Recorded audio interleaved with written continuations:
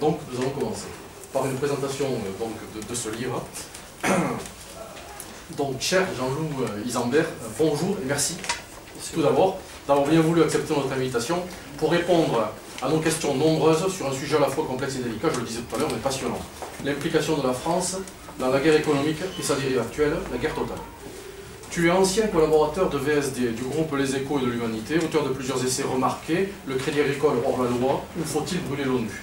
Aujourd'hui, tu publies Crime sans châtiment, dans lequel tu affirmes, je te cite, l'objet du présent ouvrage est de montrer comment des dirigeants d'États occidentaux, et plus particulièrement de l'État français, instrumentalisent les organisations criminelles de la mouvance des frères musulmans aux fins de déstabiliser des pays, en l'occurrence les pays du Maghreb, du Grand Moyen-Orient et de l'Eurasie, pour y installer un désordre politique, économique et social propice à l'appropriation de leurs richesses. Page 9. Autrement dit, page 200, tu précises, l'étude des conflits régionaux depuis les années 1990 conduit à constater que partout où les frères musulmans s'organisent et s'agitent, la paix des peuples est troublée, les conflits régionaux se propagent et la guerre s'installe. Et chaque fois, le mépris de l'homme triomphe, le sang d'innocents coule, le panarabisme, la laïcité et la démocratie reculent, la misère progresse, et seuls les intérêts états-uniens prospèrent. Aussi y a-t-il quelque chose de pathétique à voir les dirigeants de la Sainte Alliance, au premier rang desquels ceux de Washington, tel Hillary Clinton, secrétaire d'État au sein de l'administration Obama, armer les mêmes groupes qui combattent leurs propres soldats sur d'autres fronts, en Afghanistan, en Irak, en Libye. Mais surtout, il y a quelque chose de profondément hypocrite et immoral à voir les dirigeants de l'Union européenne, anglais, français, espagnols, italiens, se poser en donneurs de leçons de démocratie et de droits de l'homme quand ils protègent et soutiennent eux-mêmes de telles organisations terroristes. Nous comprenons alors la thèse que tu vas décliner avec de très nombreux exemples, de très nombreuses sources. Tu vas dénoncer les liens entre les dirigeants des services français avec les terroristes islamistes et les réseaux qui les protègent, chapitres 1 et 2. Ainsi tu l'écris. La prétendue chasse aux terroristes n'est qu'une tartufferie qui couvre en réalité l'accord tacite des dirigeants français permettant à des groupes islamistes d'utiliser la France comme base arrière pour déstabiliser l'Algérie et d'autres pays du Maghreb.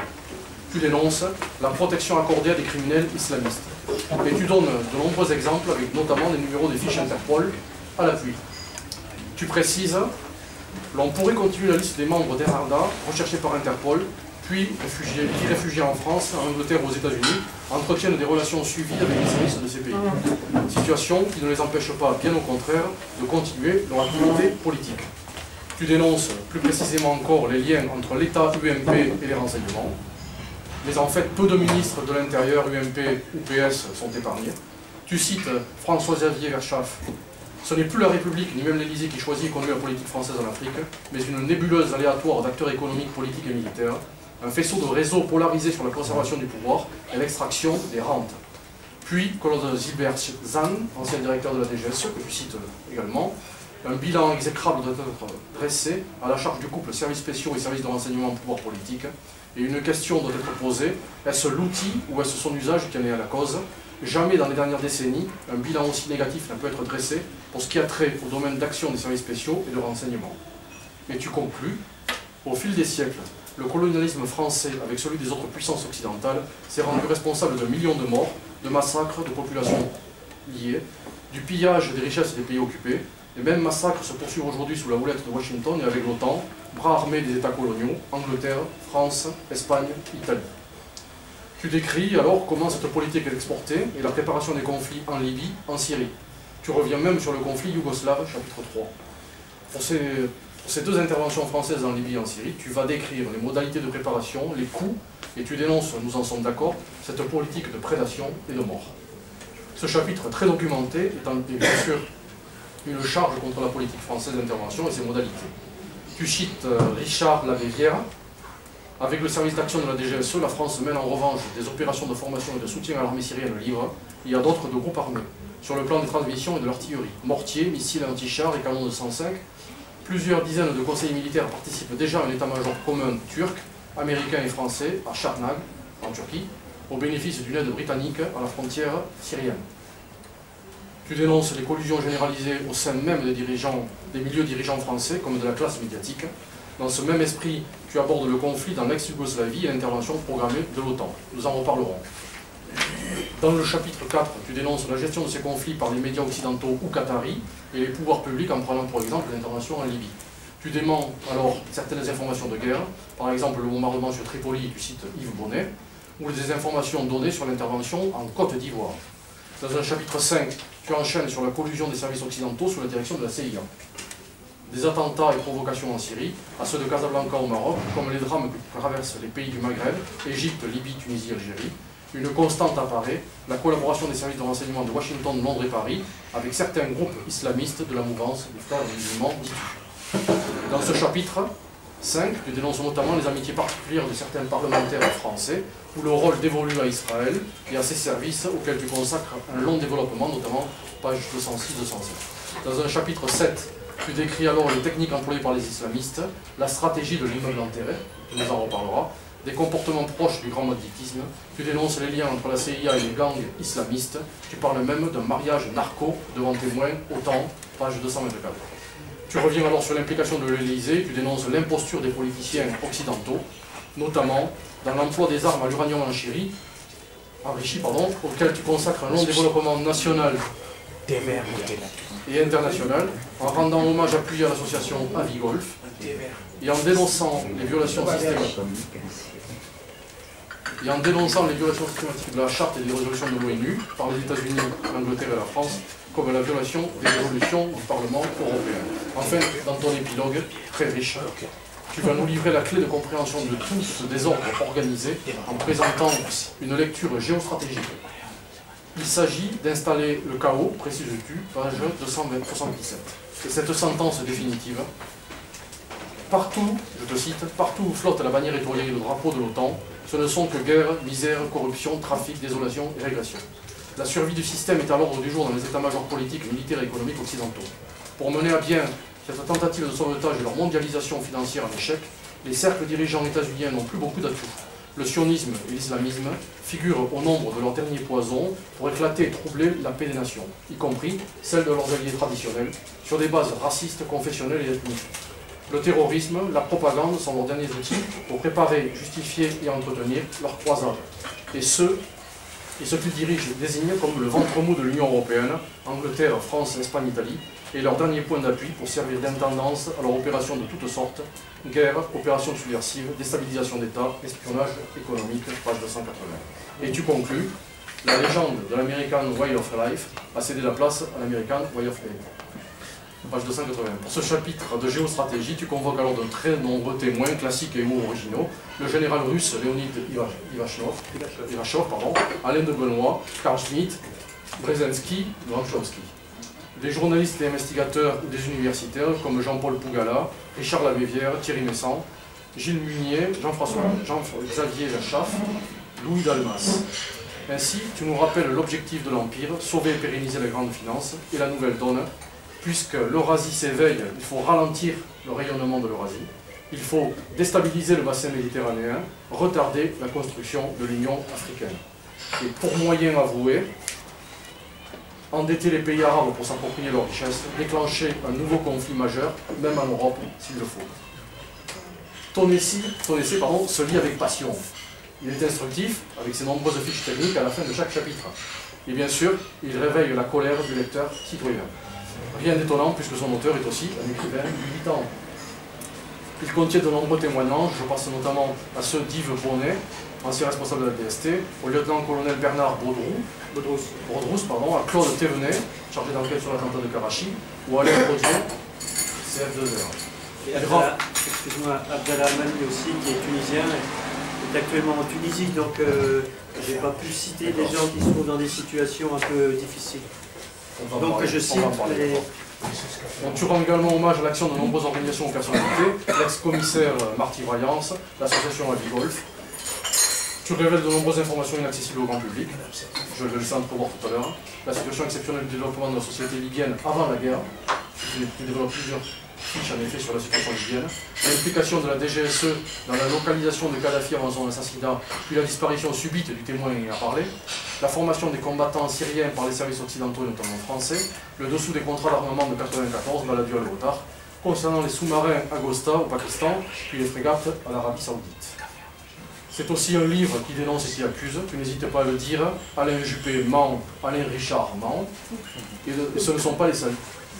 Et devant ce constat terrible qui conclut par la question des questions, cette sainte alliance de Washington, Londres, Paris conduit-elle les peuples vers un nouveau conflit magistral? Cher Jean-Louis Zambert, donc merci pour cet essai magistral, merci pour ta présence. Avant juste de te laisser la parole, je voudrais tenter, si tu le permets, une conclusion plus personnelle, car nous sommes ici réunis pas seulement pour un lieu d'échange pour un livre, mais nous travaillons également aussi dans une perspective d'action. Comment faire cesser cette politique abjecte? Comment changer de politique et redonner à la France les outils d'une politique au service d'un idéal d'émancipation, d'un idéal humaniste, celui-là même que nous avons hérité de la pensée des Lumières. Je voudrais que nous ouvrions ce débat en ayant en tête un effet profond désir de changement, cette ambition de vouloir trouver des outils d'une action profondément républicaine au service d'un idéal supérieur au développement de l'humanité. C'est ce à quoi d'ailleurs je vous invite dans le travail. Donc, cher Jean-Louis Zambert, merci. Jean-Luc Pugeot, c'est moi qui te remercie, j'ai plus rien à dire, maintenant on va passer directement au débat. Non, je voulais remercier Jean-Luc Pugeot déjà et puis les clubs Penser la France de leur invitation, parce que le livre n'existe que depuis une quinzaine de jours, mais bon, la presse ne se précipite pas dessus, bien qu'il y ait dedans les éléments qui suffisent pour affirmer notamment que M. Nicolas Sarkozy, l'ancien président de la République, du temps où il était ministre de l'Intérieur, a protégé des criminels recherchés par Interpol pour des crimes de sang, des tentatives de coup d'État. Il en est de même pour M. Guéant, y compris quand il occupait la responsabilité de directeur général de la police nationale, et pour d'autres personnes qui se sont trouvées au sein de la hiérarchie policière. Alors la situation, pour raconter cette enquête, il y a deux manières. La première, c'est de comment je rentre dans cette enquête, et puis de suivre le fil de l'enquête. La seconde, c'est de partir d'aujourd'hui, du constat de la situation telle qu'elle est, et d'essayer de l'expliquer avec des éléments qui viennent se greffer dans le temps et dans la continuité, pour essayer de trouver les clés, si j'ose dire. Alors, le problème, c'est que j'ai un problème avec vous, c'est que je voulais partir avec la conférence qu'a donnée le président de la République française. J'ai écouté son intervention, j'ai vu un compteur, un comptable, qui ignorait visiblement le passif laissé par une ancienne direction, ancien gouvernement français, qui était véritablement aphone sur les mesures ce qu'il fallait mettre en chantier aujourd'hui pour sortir le pays de l'ornière. Par contre, il y a eu des choses très graves qui ont été dites de la part d'un homme qui est président de la République, c'est que la France n'a pas besoin d'avoir l'autorisation pour déclencher des guerres. Alors c'est vrai qu'en France, on se trouve depuis 2007, depuis la réforme de la Constitution de février 2007, dans une situation un peu particulière, puisque maintenant ce n'est plus le Parlement qui décide de la déclaration de guerre, c'est le président de la République avec le gouvernement. Et situation d'autant plus inédite que l'article 15 fait du président de la République le chef des armées, mais que l'article 67 qui a été ajouté fait qu'il ne peut être responsable des actes qu'il engage comme chef des armées. Donc la France a un chef des armées complètement irresponsable. On arrive donc à cette situation qui commence dans les années 90 et au sein de laquelle, en région parisienne, je commence cette enquête par un fait divers.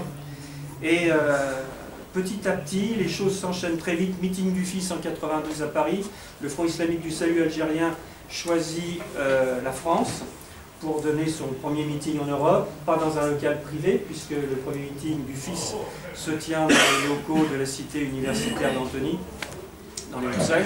Président du conseil général de l'époque, Charles Pasqua, et député de la circonscription voisine, à l'époque, Nicolas Sarkozy. Et puis, ce meeting où j'arrive à pénétrer, j'introduis un photographe, il y a évidemment les services de police qui font leur travail dehors, et je lui dis, tu vas vite, parce que le rapport avec l'image n'est pas évident pour les islamistes, donc tu fais vite et discrètement la tribune, le premier rang et quelques vues de la salle, pour avoir une idée de ce qui s'y passe. Et en voyant les photos développées, je m'aperçois que parmi les invités, donc au premier rang, où sont généralement les invités, se trouve un individu dont j'avais entendu parler dans les années 86, puisque dans les années 85 et 86, vous avez eu des attentats à la bombe sur la place de Paris, attentats qui ont été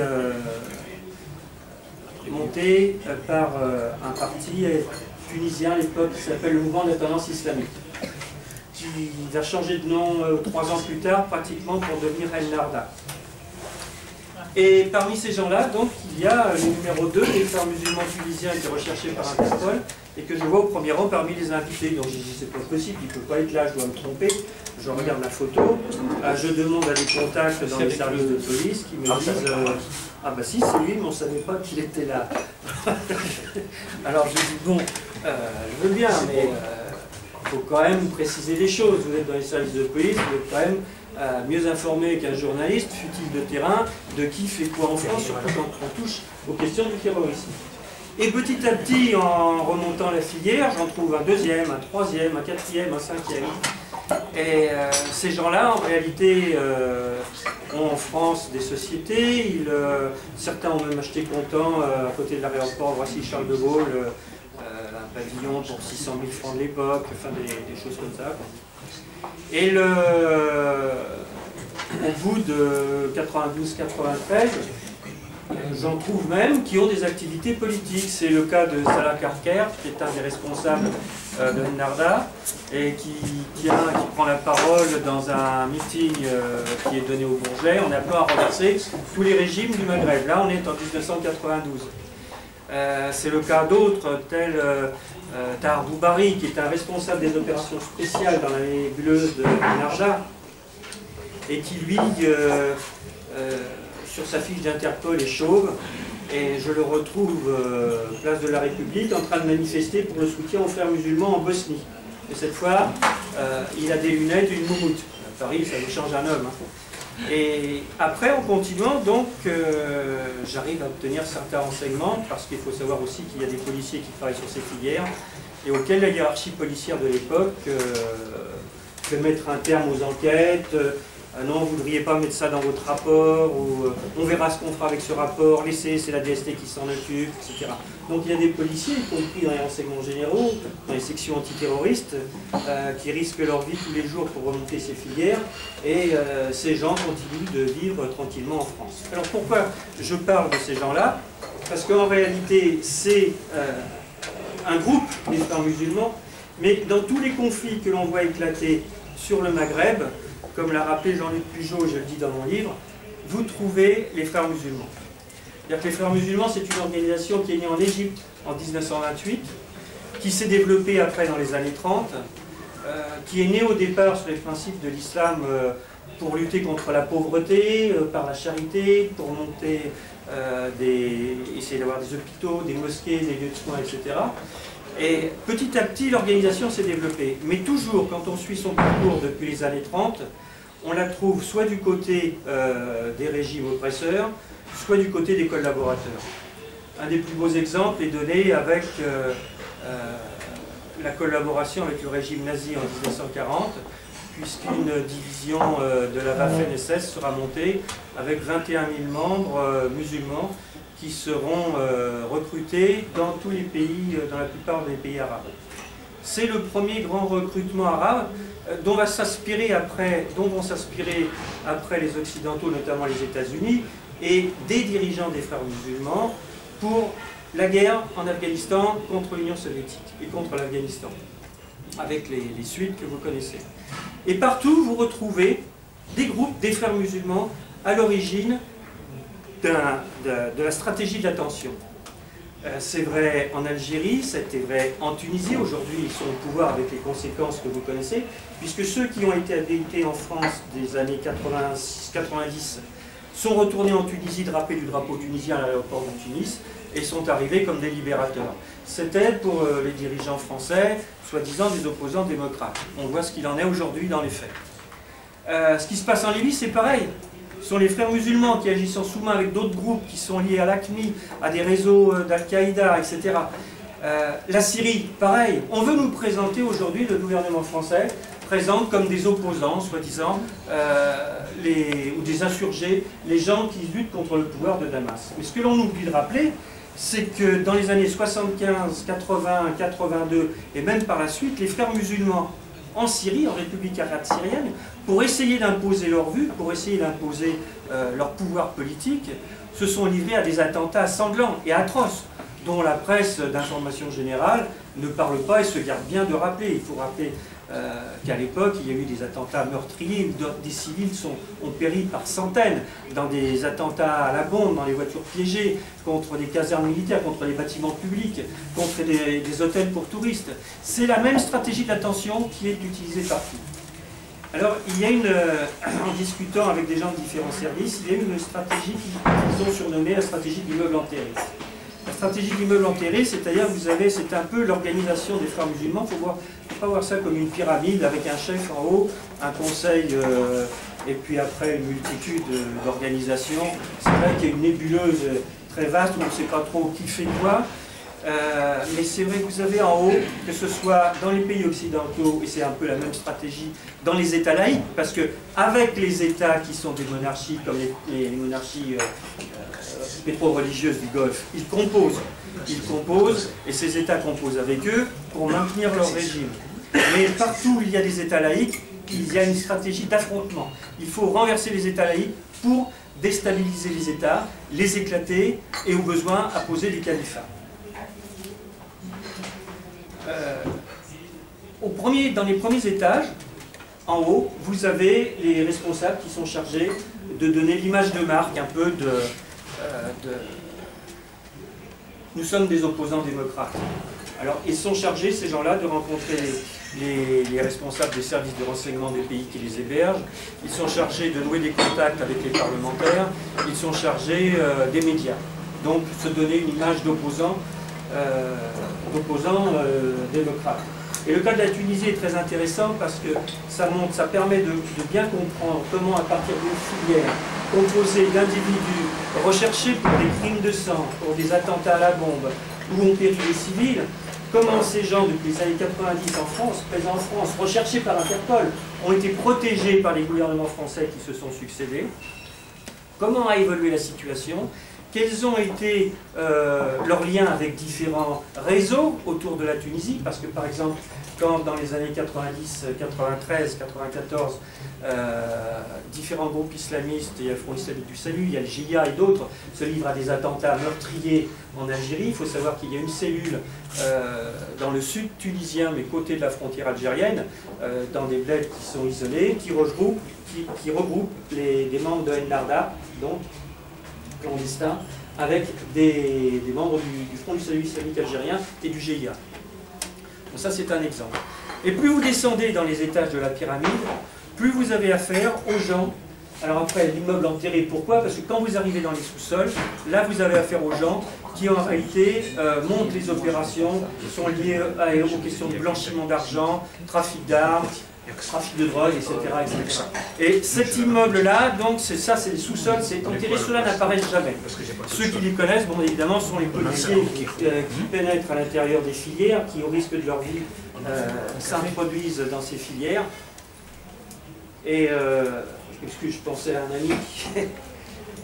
Et après, vous avez donc, alors avec la Syrie, par exemple aujourd'hui, j'ai pris le cas de la Tunisie, on va prendre le cas de la Syrie. Le cas de la Syrie est identique. Quand on entend le président de la République parler, quand on entend M. Fabius parler, ceux qui seraient agressés, ce sont ceux qui ont provoqué des troubles. Donc si l'on suit le même raisonnement, on peut très bien imaginer demain qu'en région parisienne, des gangs qui font du trafic de drogue s'introduisent dans des manifestations, se mettent à tirer sur des policiers comme cela a commencé à se passer, et je pense qu'à ce moment-là, le président de la République dira qu'il faut aider, il faut livrer des armes à ces jeunes qui continuent de tirer sur les policiers, à poser des voitures piégées dans des quartiers civils. Il faudra les aider, il faut vraiment encourager le mouvement. Il n'y a pas de raison, puisque ce qui est valable en Syrie doit être valable en France. Et pour la Syrie, c'est pareil. Alors, l'organisation des frères musulmans aussi a vécu la répression en Syrie, comme dans de nombreux pays, parce que aussi, elle n'a pas eu, je veux dire, elle n'a pas mené un combat national qu'elle aurait pu très bien mener. Ils veulent imposer leur vue par la violence. Un spécialiste des frères musulmans tunisien l'explique dans mon livre. Dans Crime et Châtiment, il intervient à plusieurs reprises en montrant comment justement ces gens agissent en France, c'est-à-dire en clandestin, pratiquement, protégés par les services français, enfin par la hiérarchie policière, très exactement, et par le pouvoir politique, je donne les noms des ministres, je donne les noms des directeurs de cabinet, parce que je veux bien qu'un ministre de l'Intérieur comme M. Sarkozy ne puisse pas être au courant de la situation de tous les immigrés qui sont en France. Le pauvre aurait du travail. Par contre, quand il s'agit d'une personne recherchée par Interpol, notice rouge pour des crimes de sang, que cette personne n'est pas seule. Il y en a 2, il y en a 3, il y en a 4, il y en a une trentaine. Rien que sur la place de Paris, Lyon, il y en a une trentaine. Alors, qu'un ministre de l'Intérieur ne soit pas informé par ses services de la présence en France d'une filière, d'un groupe recherché par Interpol pour des actes criminels, pour des actes sanglants, et non seulement pour une tentative de coup d'État. Je vais vous donner, si vous voulez, un exemple. J'ai pris cet exemple parce que je sais, je pourrais vous citer par exemple pour vous dire qui sont ces gens que les médias et que le gouvernement français essaient de vous présenter comme une opposition légale, démocratique, qui subirait une affreuse répression. Je vais prendre l'exemple des frères musulmans au travers, par exemple, de la Cour fédérale d'un jugement qui a été rendu, je cite, la Cour fédérale du Canada. L'organisation islamiste Ennahda, citation, « Le MTI Ennahda est un mouvement qui prône l'usage de la violence. Il est composé d'une branche armée qui utilise des méthodes terroristes et qui est financée par plusieurs pays et mouvements. Cette branche du mouvement est impliquée dans des assassinats et des attentats à la bombe. Le mouvement, qui est présent dans plus de 70 pays, est aussi impliqué dans le trafic d'armes et dans le financement d'intégristes algériens, dont le Front islamique du salut, le FIS. L'objectif ultime du mouvement est l'islamisation de l'État, c'est-à-dire l'instauration d'un État islamique en Tunisie. » Ça, c'est le commissariat à la magistrature fédérale du Canada, le recueil des œuvres de la Cour fédérale du 7 avril 2003. Vous voyez, c'est pas bien vieux. Alors après, son dirigeant, qui s'est autoproclamé émir du mouvement, M. Ranouchi, le leader du mouvement, M. Rached Ranouchi, un terroriste faisant partie intégrante de l'international islamiste, est considéré par certaines sources comme étant l'un des maîtres à penser du terrorisme. Alors, ces gens, quand on regarde de plus près, et une fiche d'Interpol, c'est comme ça. Une notice rouge. C'est-à-dire que vous avez 3 volets. Vous avez le premier volet, qui présente l'individu, qui il est, sa date de naissance, les pays où il est censé se rendre, les langues parlées. Les renseignements complémentaires, c'est les renseignements pour lesquels il est recherché. Par exemple, fait partie d'une organisation terroriste créée depuis plusieurs années. Bon, je passe, hein, je vous cite rapidement. Et il ressort que des groupes de cette association ont été responsables de différents attentats ou meurtres terroristes qui ont eu lieu dans différentes villes de la Tunisie, notamment en avril 87, homicide volontaire sur la personne de l'imam de la mosquée de Kram, Tunis, au moyen d'acide chlorhydrique. Le 2 août 87, nombreux attentats à tard explosifs dans divers complexes touristiques dans la région du Sahel tunisien qui ont blessé un grand nombre de touristes et ouvriers et ont fait d'importants dégâts matériels, etc. Le deuxième volet, ce sont les complices. Les complices, là, il n'y en a qu'une trentaine pour celui-là. La plupart étaient réfugiés politiques en France de 1990 à 2012. Et le troisième volet de la notice rouge, ce sont les raisons pour lesquelles cet individu en question est recherché. Alors, je prends celui-là, peu importe son nom, fait l'objet d'un mandat d'arrêt international pour association avec une organisation extrémiste de terroristes. En complicité avec ses 25 complices, il a commis les faits suivants, soit par passage direct à l'acte, soit par la préparation ou par instigation. Tentative d'attentat par explosif contre une voiture, attaque contre un établissement de l'État à Tunisville pour un groupe d'association à l'aide de cocktails Molotov combustible, arme blanche provoquant l'incendie, etc. Incendie du dortoir de l'internat, tentative d'attentat par explosif contre un avion civil. Et le motif de la diffusion fait l'objet d'un mandat d'arrêt. L'extradition sera demandée pour tout pays. En cas de découverte, procéder à sa détention provisoire et aviser immédiatement Interpol Tunis. La personne en question est restée en France des années 90 à 2012. Et il n'est pas le seul dans ce cas. Et ces gens-là sont retournés après en Tunisie en se présentant comme des libérateurs. Alors ils avaient un discours en se présentant comme une opposition démocratique ici. Et on a vu après ce qui s'est passé en Tunisie, comment ils ont essayé de faire reculer, de casser tous les acquis sociaux qu'il y avait eu du temps de Bourguiba et aussi au début, les premières années du régime de M. Ben Ali. Je pense notamment aux droits des femmes, je pense à la volonté où l'on retrouve des pratiques dans certaines universités où certains islamistes vont jeter de l'acide au visage des femmes pour les obliger à porter le voile. Un tas de choses comme ça, la volonté d'interdire des films. Parce que face à ça, à côté de ça, ce que disent peu les médias en France, il y a une opposition en Tunisie qui existait et qui menait le combat. Le secrétaire général, par exemple, du Parti communiste tunisien a été arrêté sous Ben Ali.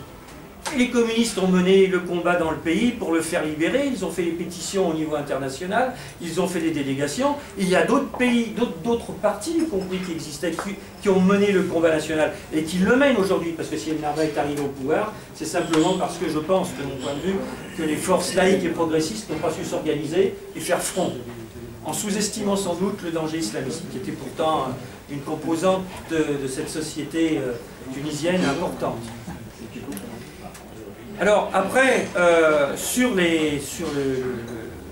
la continuité de la politique, je veux dire, on a vu n'importe comment les dirigeants français dans la guerre contre la Libye se sont comportés. Je ne veux pas reprendre l'historique, vous le connaissez, mais je veux dire, c'est le mensonge du Premier ministre Fillon, UMP, à l'Assemblée nationale, quand on voit qu'au mois de juin 2011, Alain Juppé, qui est ministre des Affaires étrangères, déclare à Tanger, il est exact que la résolution de l'ONU ne demande pas le départ de Kadhafi, nous le voulons. On ne peut pas affirmer plus de mépris pour la diplomatie et le droit international qu'en faisant une telle déclaration. Le même mois de juin, c'est le porte-parole de l'état-major français, le colonel Thierry Burkhardt, qui reconnaît que la France, je cite, a largué des armes et des moyens aux groupes islamistes pour leur permettre de se défendre, en violation de la résolution de l'ONU. Et le 12 juillet 2011, c'est-à-dire un mois plus tard, même pas, François Fillon déclare à l'Assemblée nationale que la France, depuis le début de l'intervention, s'en tient au mandat défini par le Conseil de sécurité des Nations Unies. Arrivent les élections présidentielles, dont beaucoup de Français pensent que les choses vont changer, puisque le président de la République actuelle est élu sur le thème « Le changement maintenant ». Donc, de nombreux Français peuvent penser qu'effectivement, il va y avoir des mesures radicales qui vont être mises en chantier pour sortir le pays de l'ornière. Alors, M. Fabius a déjà donné une idée du changement qui va se passer. Quand il succède, le 14 décembre 2012 à... Non, pardon.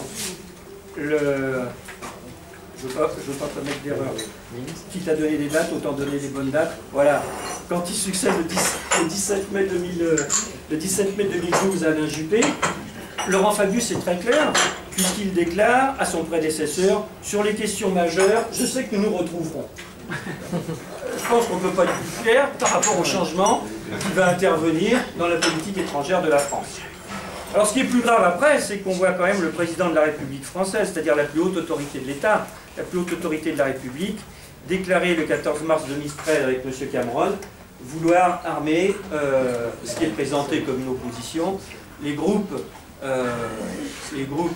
ne peux même pas dire islamistes, parce que ce sont des groupes criminels qui se réclament de l'islam pour que l'islam est un prétexte, pour armer, ils veulent donner des armes à ces gens-là, c'est-à-dire à ceux qui assassinent, qui tuent, qui font sauter à la dynamite des lieux de prière, y compris chiites, qui font sauter des églises, qui se livrent à des attentats sauvages, comme on a revendiqué, par exemple, Anwar Adam, qui est un des dirigeants du Front du Salut islamique algérien dans les années 95, pardon. Je vais vous donner un autre exemple de la complicité des autorités françaises avec ces terroristes, avec ces criminels. Quand je rentre dans le meeting de fiches, je suis le journaliste à rentrer. Alors je vais vous expliquer comment ça s'est passé, parce que bon, dehors, il y avait la sécurité algérienne, les renseignements généraux, la DST, il y avait du monde. Et je dis, il faut rentrer là-dedans. Alors comment tu fais, toi, pour rentrer là-dedans? Tu n'as pas d'invitation, tu es journaliste. À l'époque, je collaborais avec VSD, entre autres, et avec les Échos. Et j'arrive donc à l'entrée du meeting du fils, et là, il y a deux mecs qui viennent, à dire, attendez, presse, je savais qu'il y avait de la police derrière qui regardait, un peu de provocation, ça a peut-être été la rentrée. Non, pas de presse. Qui me dit le gars. Je dis VSD. Ah bonjour, merci beaucoup pour votre article, etc. Moi j'étais au courant de rien, j'avais pas fait d'article. Putain, quand je rentre, après au journal, je regarde le VSD de la semaine d'avant, et un journaliste, que je ne nommerai pas par respect pour lui, avait donné 2 pages où il avait donné la parole au porte-parole du représentant du Front islamique du salut algérien en France pour expliquer quelle était sa politique, que le fils luttait pour la démocratie, pour les droits des femmes, etc. etc. Et bien ce meeting était présidé par M. Anwar Adam, qui à l'époque est recherché par les autorités algériennes, qui voyage avec un passeport diplomatique états-unien. Et 2 ans plus tard, M. Anwar Adam va revendiquer depuis les États-Unis, où il est réfugié et protégé, les terribles attentats à la bombe, à la voiture piégée, notamment contre les commissariats des quartiers de la ville d'Alger, où il y aura plusieurs dizaines de personnes qui vont trouver la mort et des centaines de blessés. M. Anwar Adam était également en France. Voilà. Alors après, bon, je ne vais pas m'étendre sur les frères musulmans et puis sur leur lien avec les réseaux terroristes criminels. Si vous verrez dans le livre, pour ceux qui ne l'ont pas lu et qui j'espère l'achèteront, je cite dans Crimes et Châtiments l'exemple de l'Afghanistan. L'Afghanistan, c'est intéressant, si j'ose dire, parce que c'est vraiment pourri à souhait. Les frères musulmans sont en retrait au Pakistan. Parce qu'au Pakistan, il y a une cellule très importante des services de la CIA. Parce que c'est à partir du Pakistan que la CIA se constitue une caisse noire. Parce qu'actuellement, pour déstabiliser les pays de l'Eurasie, les républiques du Caucase et l'Asie centrale, la CIA a besoin de beaucoup d'argent pour alimenter les réseaux, les armes, etc. D'argent qu'elle ne peut pas avoir forcément par le Congrès états-unien. Alors pour se constituer une caisse noire, eh ben, on organise carrément le trafic de drogue. C'est-à-dire qu'aujourd'hui, vous avez des militaires français de l'armée d'occupation et d'invasion de l'Afghanistan qui servent de bouclier à l'armée états-unienne qui elle-même protège le trafic de drogue organisé par le service de renseignement états-unien. Et ce trafic de drogue, il se fait avec les principaux chefs islamistes qui sont eux-mêmes les principaux narcotrafiquants, c'est-à-dire eux contrôlent sur le terrain 90% de la culture du pavot, qui après est transformée et part à l'international sous différentes formes. Au point que les États-Unis, quand ils interviennent violemment en Afghanistan, c'est pour rétablir ce trafic de drogue, parce que quand les talibans arrivent au pouvoir, ils arrêtent brutalement. Ils veulent lutter contre le trafic de drogue, mais alors le trafic international s'est trouvé d'un coup desséché. On ne peut pas laisser faire ça. De l'autre côté de la frontière, il y a les mecs au Pakistan de la CIA qui disaient on n'a plus de sous, là, comment on va aller déstabiliser l'Ouzbékistan, etc., etc. Je résume un peu comme ça, mais c'est de ça qu'il s'agit. Et il y a un document de l'OTAN, du reste, que je cite, un document interne à l'OTAN, qui explique carrément que, alors je ne me rappelle jamais son nom parce qu'il a un nom un peu compliqué, bref, le principal chef de guerre islamiste qui a été, quand il était Premier ministre, que 6 mois, mais il a réussi quand même à faire bombarder et à détruire la moitié de Kaboul. Eh bien, le temps explique que finalement, par ses déclarations, ce personnage serait susceptible de faire un successeur à Karzai. Parce que Karzai n'est pas très populaire là-bas, et quand les troupes doivent partir en 2014, en principe, va bien falloir mettre quelqu'un. Et quitte à mettre quelqu'un, autant mettre quelqu'un qui nous permette de continuer le trafic. C'est ça qu'il y a derrière, la drogue, les armes. Alors, après, je vais terminer là. Parce que je vois l'œil de Jean-Luc toujours qui se pose. Par contre, tu vas dire un mot sur la collusion avec les entreprises du CAC 40, etc. Je viens à la crise. Voilà. Je viens à la crise. Je ne veux pas rentrer jusque-là, ça nous emmènerait trop loin. La crise, oui, avec ces entreprises du CAC 40 et du SFB 120, l'indice boursier 120, qui sont les 120 plus grosses entreprises qui sont cotées en bourse et qui représentent un peu, si vous voulez, le paysage économique français. Mais contentons-nous du CAC 40, les 40 plus grosses sociétés transnationales. Il faut savoir que ces sociétés, si je vous demande quel est le premier budget de l'État, vous allez me répondre l'éducation nationale. Alors il faut savoir qu'il y a un budget qui n'apparaît pas comme budget, mais qui est plus important que le budget de l'éducation nationale, c'est la subvention aux entreprises. C'est-à-dire qu'en 2006-2007, vous avez eu, sur une seule année, c'est une inspection qui a été faite par 3 inspections de 3 ministères de l'économie et des finances sur les subventions aux entreprises. 65 milliards d'euros en 2006. 65 milliards d'euros en 2006. C'est la plus grosse somme allouée par l'État aux entreprises françaises. Alors, ce qu'il faut savoir, c'est que sur ces 65 milliards d'euros, les 90% pratiquement, vont aux sociétés transnationales, c'est-à-dire à celles qui ne créent pas d'emplois, qui font des plans sociaux, qui fabriquent du chômage et qui vont se délocaliser à l'étranger. Quand j'enquête sur les filières en question et que je me trouve au Maroc, je vois Renault s'installer dans le nouveau port de Tanger. Alors c'est intéressant, si je puis dire, c'est dramatique, parce qu'au même moment, les ouvriers français se battent pour préserver le site. Renault, la direction de Renault a reçu des milliards d'euros de subventions au titre de la modernisation de l'outil de travail et du développement de l'emploi. Ils font des plans sociaux pour casser des chaînes et dans le même temps, ils vont ouvrir cette usine pour fabriquer des véhicules au Maroc qui vont être réimportés en France. Je vais participer à la réception parce que bon, je suis le rôle d'un journaliste, c'est aussi d'arriver à passer de la rue au salon doré. Et la réception qui est donnée avec Renault, il y a Sarkozy qui est là, avec la présidente du MEDEF, etc.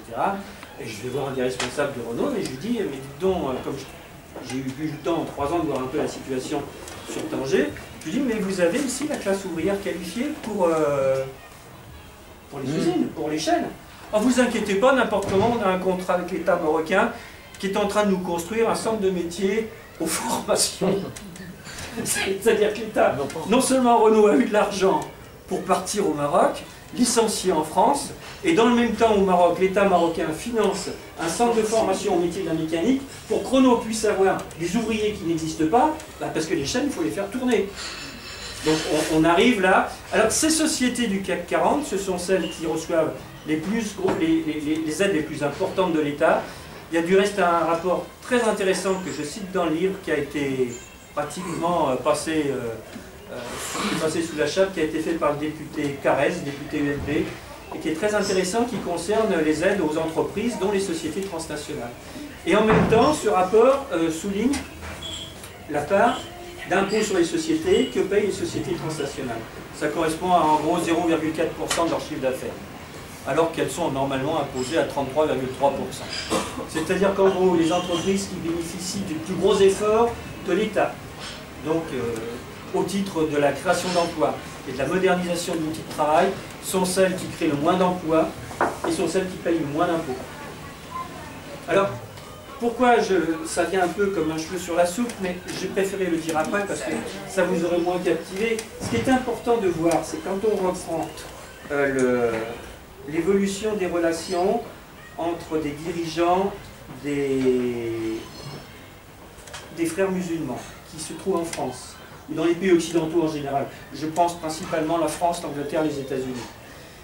Et que l'on examine en même temps ce qui se passe sur le plan économique, on s'aperçoit que plus la crise monte en puissance, plus les sociétés sont déchirées, s'éclatent, plus les liens se resserrent entre les dirigeants du pouvoir politique, de la hiérarchie policière, et les dirigeants de ces groupes criminels. C'est-à-dire qu'au moment 90 de la guerre contre la République fédérative de Yougoslavie, il y a des liens qui existent, mais c'est encore diffus, c'est des rencontres. M. Mokni se rend par exemple régulièrement à l'époque, Habib Mokni, numéro 2 des frères musulmans tunisiens, se rend régulièrement rue Nélaton à la DST pour expliquer aux agents de la DST ce qu'il fait. Enfin, il leur dit ce qu'il veut bien leur expliquer, puisque n'importe comment les autres travaillent en mélodie en sous-sol. Et au fur et à mesure, plus avancent les conflits, plus on s'aperçoit que les liens deviennent très étroits, au point que c'est directement depuis Paris, Londres et Washington, mais essentiellement depuis Paris, que se prépare l'agression contre la Libye, qu'est monté le Conseil national de transition.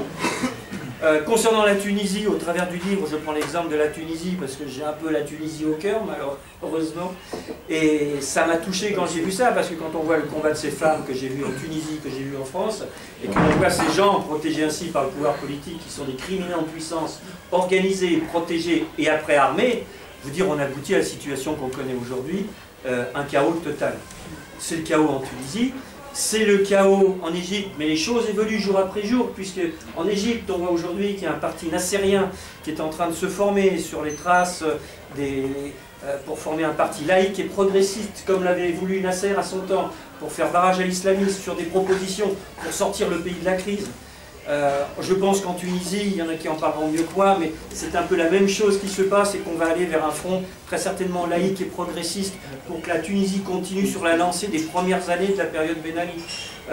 En Algérie, je ne sais pas comment ça va évoluer, mais c'est le choc, c'est la rencontre, non pas des civilisations, c'est la rencontre entre l'ancien et le moderne, c'est la lutte entre, je dirais, la France des Lumières et ceux qui incarnent l'universalité, ceux qui incarnent les droits des femmes, ceux qui incarnent la démocratie dans les pays arabes, qui sortent difficilement du Moyen-Âge. Et le soubresaut, cette sortie hors de l'eau, se fait à un moment où la crise capitaliste s'accentue dans les têtes de pont du capitalisme, à savoir les États-Unis, l'Angleterre, la France, l'Allemagne.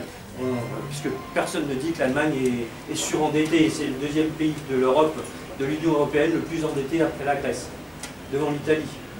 Alors, il y a des... Et ça, si vous voulez, c'était important à souligner parce que ça explique comment la hiérarchie policière, mais les hommes qui sont nommés par le pouvoir politique, sont directement impliqués dans la fabrication de ces soi-disant oppositions, que ce soit contre la Libye ou que ce soit aujourd'hui contre la Syrie. Peut-être qu'à ce stade, on va prendre une première série de questions pour ouvrir le débat, puis ensuite on va passer à nos autres intervenants pour réagir plus directement sur tes propos. Donc s'il y a des questions, je t'en prie, vas-y. Oui. Bonjour. Bonjour. Oui, alors il y a plein de questions. Oui, je vais essayer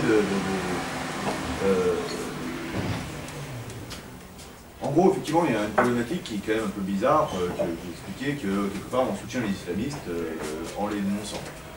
Et je me demandais, justement, vous faites allusion au fait qu'il y a une forme de continuité dans le changement, dans la politique étrangère de la France, et à juste titre, vous évoquez que c'est à Paris qu'on a décidé d'envahir la Libye.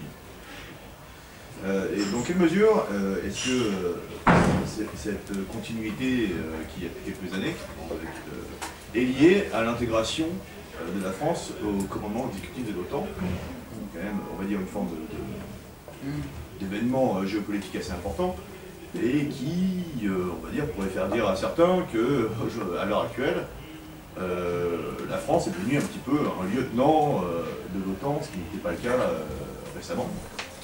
Et donc, dans quelle mesure, dans ce cadre, le fait qu'on puisse dénoncer à la fois l'islamisme dans certains contextes, mais l'encourager dans d'autres, c'est-à-dire notamment en Syrie, et que dans le même temps, l'OTAN est allié avec le Qatar, qui est un pays, donc excusez-moi la question est un peu complexe, mais en gros, dans quelle mesure est-ce que vous pensez que l'intégration de la France au commandement exécutif de l'OTAN explique le fait qu'en fonction des intérêts géopolitiques de l'OTAN, on favorise des islamistes qui sont des gentils, soi-disant, qui sont les Qataris, en l'occurrence, ou les Saoudiens, mais qu'on dénonce d'autres islamistes qui nous dérangent. Je vais répondre tout de suite. Très vite.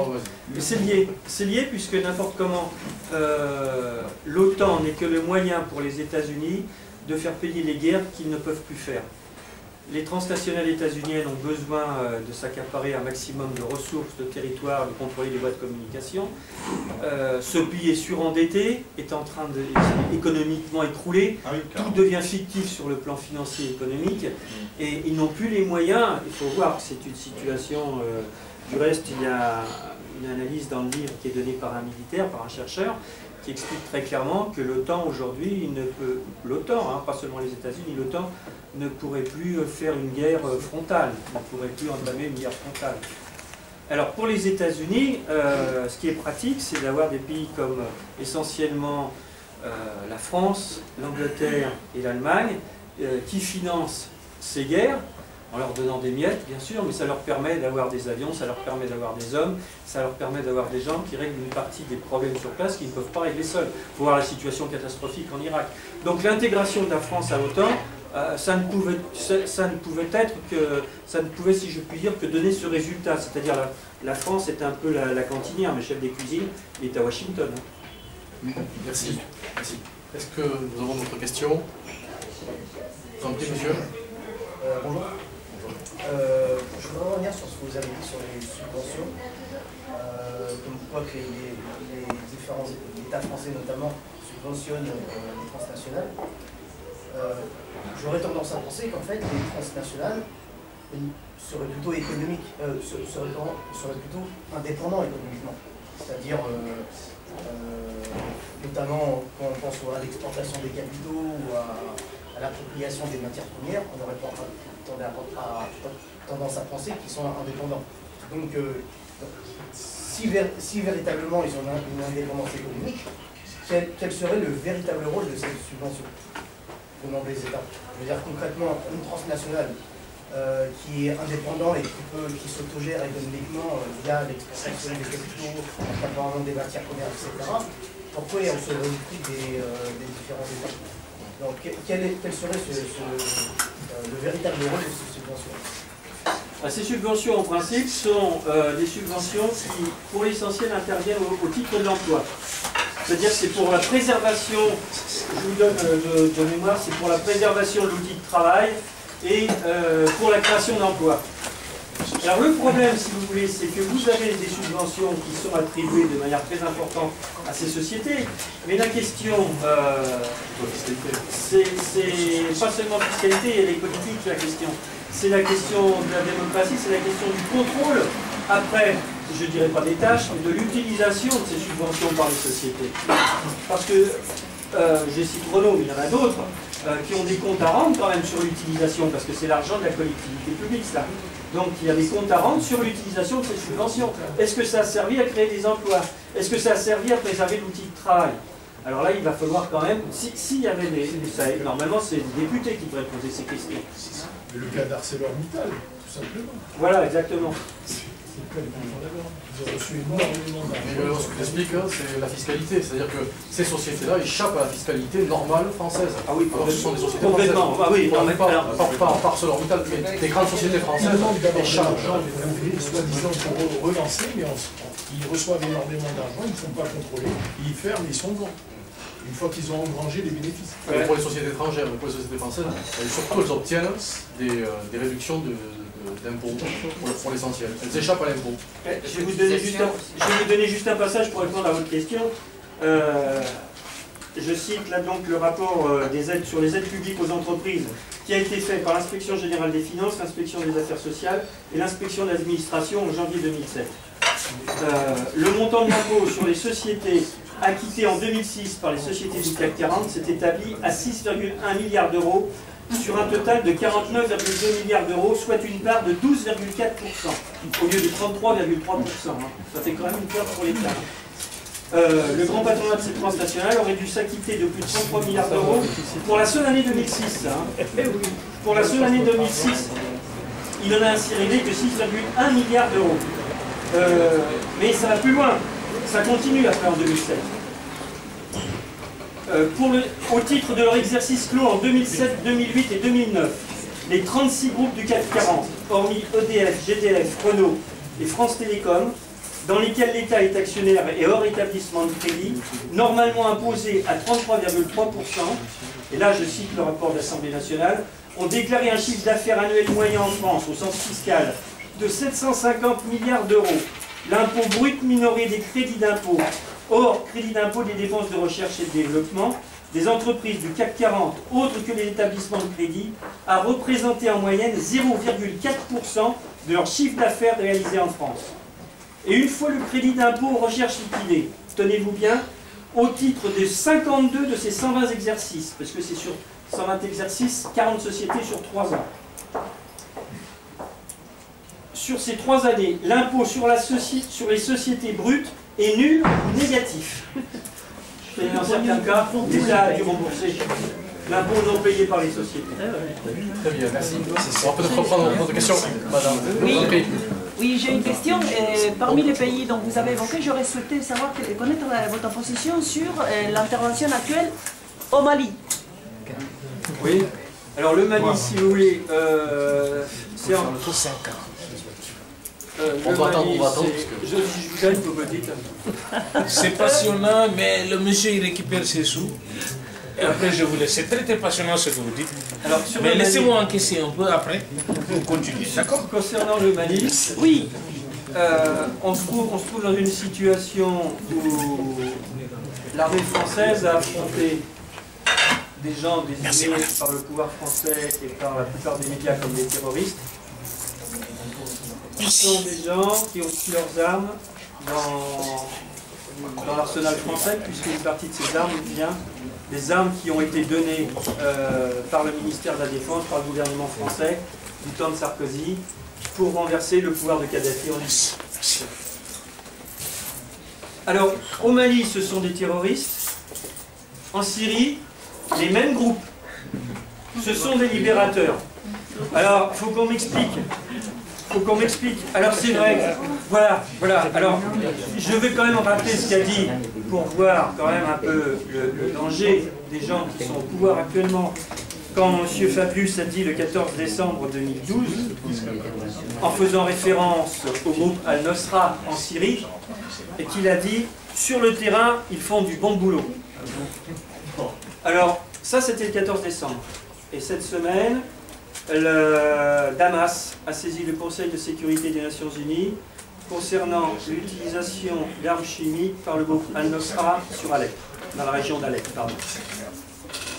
Voilà. Donc, si vous voulez, c'est de fer au feu, c'est-à-dire d'un coup, on arme des groupes criminels. J'aime pas dire islamistes, parce que vous avez des islamistes, des gens qui sont sincères, qui luttent pour l'islam, c'est une idéologie de libération nationale, etc. Moins chez les sunnites que chez les chiites, si vous voulez. On voit bien la différence. Vous avez par exemple en Turquie un gouvernement islamiste sunnite qui ouvre grand ses portes à l'OTAN, qui est le paillasson des armées occidentales en direction des pays arabes, et vous avez à côté l'Iran qui est islamite aussi mais qui est chiite, et dont l'une des grandes fêtes nationales est la fête de la nationalisation du pétrole ici en mois d'août, et qui défend son indépendance. Donc il faut faire... Moi ce sont des groupes criminels, ce sont des groupes terroristes, on ne peut pas parler autrement de ces gens-là. En ce moment, quelle est la situation du point de vue géostratégique qui fait que l'analyse, ils sont des bêtes à battre d'un côté, ils sont des libérateurs de l'autre? C'est une contradiction, je pense que le gouvernement français va avoir bientôt à gérer au sein de l'ONU. Au moins au sein de l'ONU. Et après devant l'opinion publique. Parce que vous savez, on peut mentir un temps au peuple, quels que soient les régimes. La vérité finit toujours par faire surface. On le voit déjà avec le recul des annonces dernièrement de l'opposition syrienne. Oui, tout à fait. Ils ont reculé.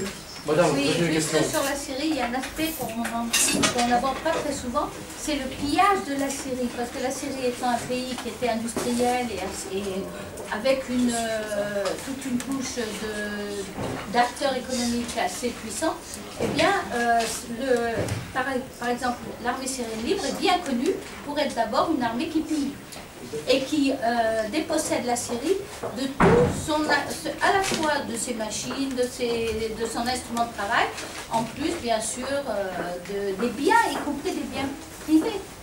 Et par exemple, j'ai entendu dire que même les industriels syriens sont en train de faire un procès, je crois à l'ONU quelque part, pour accuser ces groupes qui n'ont rien de démocratique. Pour des bandes criminelles. Oui, ce sont simplement des gens qui font aussi du fric dans la région, c'est intéressant quand même. Et donc ils vont faire un procès pour essayer de montrer qu'ils ont été complètement pillés. Et c'est quelque chose qui est vécu par la population au jour le jour, et pas seulement dans les classes riches. Et même les Syriens actuellement qui sont installés ou qui sont réfugiés au dehors continuent à être menacés. J'ai un ami qui me dit que cette menace aussi de rançon, de pillage, etc., de kidnapping, se poursuit au Liban et même, paraît-il, en France. Et quand les industriels rentrent à gorge, eh bien, on essaye de prendre leurs frères, leurs familles, les jeunes, pour qu'ils continuent à payer. Enfin, par exemple, et moi j'ai un tout petit exemple, parce que étant française, j'avais une maison, moi j'étais taxée de 5 000 livres syriennes, environ 1000 livres, pour que le groupe, c'était l'Iwal Tawhid qui était installé dans ma maison près de la citadelle, puisse garder ma maison. Mais ça dépend, c'est à la tête du client. Alors ça c'est pour le privé, pour les simples citoyens. Un neveu doit payer 100 000 $ pour récupérer sa ferme. Et les instruments sont déjà partis. Alors tout part en Turquie. Et donc ce pillage vient aussi organisé depuis la Turquie, les frères musulmans. Il y a beaucoup de choses à raconter. Merci pour ce témoignage. Vous avez... Oui. Je voulais juste rajouter un peu ce qu'elle a dit madame. J'étais en Syrie il y a 3 semaines, à peu près. 3 semaines. j'ai entendu des choses vraiment terribles. Dans une région où ces groupes entrent pour soi-disant libérer, mais libérer dans des régions où il n'y a même pas de présence d'État militaire, ni aucune présence. Et là, je parle de la région nord-est.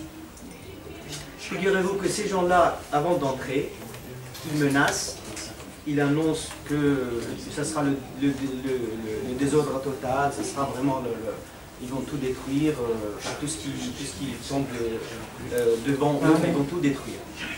Ils préparent le terrain. Une fois le terrain préparé, donc ils sèment la terreur.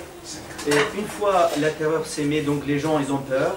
Et la région elle est juste à la frontière, il y a quelques dizaines de mètres. Donc c'est la frontière avec la Turquie. La Turquie est bien évidemment complice. La frontière est ouverte. Donc pour faire entrer à la fois les barbus, mais aussi pour faire taire ces gens-là par la terreur. Une fois arrivés dans des villages ou des villes, qu'est-ce qu'ils font? Ils ne se donnent même pas la peine pour piller. Ils donnent la sale tâche de pillage des villes ou des rues entières aux mercenaires ou des gens, vraiment des bandits. Nous, on vous donne cette rue pour telle somme. Vous faites le boulot et nous, voilà. Nous on protège. Ça, c'est le Moyen-Âge. Deuxième chose, deuxième élément, j'ai 3 éléments. Deuxième élément, à propos de ce que dit madame, juste je vais ajouter 2 phrases. La chambre de commerce et d'industrie à Damas ou à Alep, je ne sais pas exactement, a porté plainte officiellement contre M. Erdogan pour le pillage des usines en Syrie. La chambre de commerce française? Non, Syrienne. Et ça a lieu quand ça? C'est tout récent. Parce qu'il est question, il y a à peu près 2 semaines, il est question de pillage, de démantèlement et de pillage de 4000 usines et fabriques en Syrie. Et donc c'est ce matériel qui est quand même la Syrie. Moi je suis d'origine syrienne. Je sais que la ville d'Alep, c'était la colonne vertébrale de l'économie syrienne. Une ville extrêmement riche, prospère. Donc aujourd'hui, qu'est-ce qu'il y a? Tout ce matériel est parti en Turquie. Donc démantelé, pièce par pièce, démantelé et installé en Turquie. Et une partie qui n'a pas pu être pillée, c'est en Égypte. Enfin, les industriels, je veux dire, les industriels, les commerçants sont en Égypte ou bien dans des pays comme l'Arabie Saoudite. D'accord. Très bien. Merci pour ce témoignage. Tu pourras intervenir tout à l'heure. Puisque maintenant, on va passer peut-être aux interventions de nos experts.